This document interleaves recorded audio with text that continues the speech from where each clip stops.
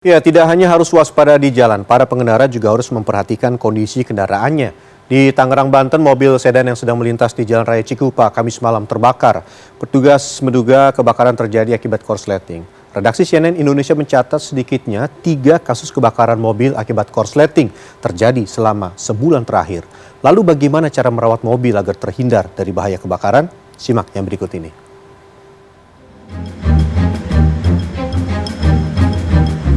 Memiliki kendaraan pribadi untuk kebutuhan sehari-hari menjadi impian sebagian orang. Namun jika tidak dirawat dengan baik, mobil misalnya bisa rusak, mogok, dan bahkan terbakar. Yang terjadi Kamis malam, mobil sedan yang sedang melintas di Jalan Raya Cikupa, Tangerang, Banten terbakar. Api dengan cepat membakar bagian depan mobil sedan hingga ludes. Meski demikian, pria pengendara berhasil menyelamatkan diri. Sebelumnya, pengendara yang panik sempat meminta air untuk memadamkan api yang membakar mobil yang tiba-tiba mengeluarkan asap. Penyebabnya arus pendek konslet. Setelah dia menyalakan AC, tercium bau angus terbakar. Setelah dia keluar dari mobil, ternyata mobil itu udah mengeluarkan api.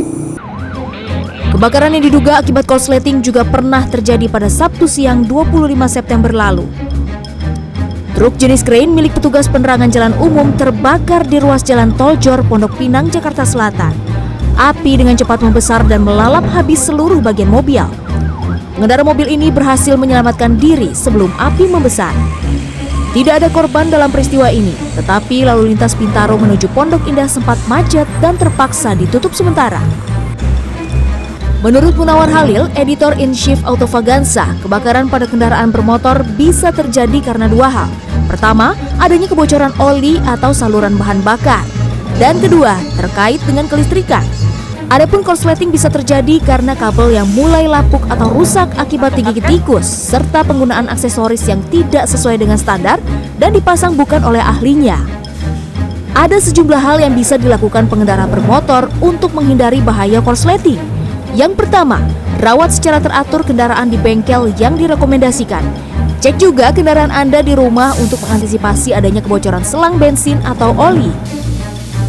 Untuk mobil yang jarang dipakai, periksa bagian kelistrikan.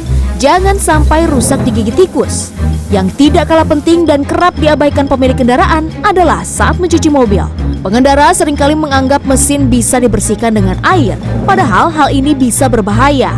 Makanya kalau di tempat cucian mobil umum, sebaiknya tidak mencuci mesinnya.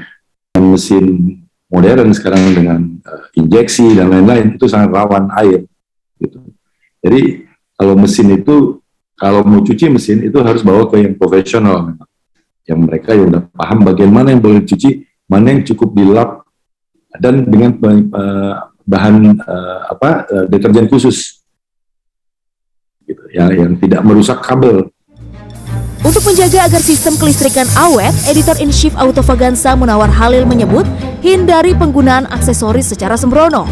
Jangan sembarangan mengganti lampu dengan bohlam yang lebih besar atau memasang strobo jika bukan di bengkel yang mengerti aksesoris mobil modern. Apalagi sekarang mobil modern sudah diatur dengan komputer. Terakhir, lengkapi mobil dengan alat pemadam api ringan agar bisa melakukan pertolongan pertama jika terjadi kebakaran. Tim Liputan CNN Indonesia.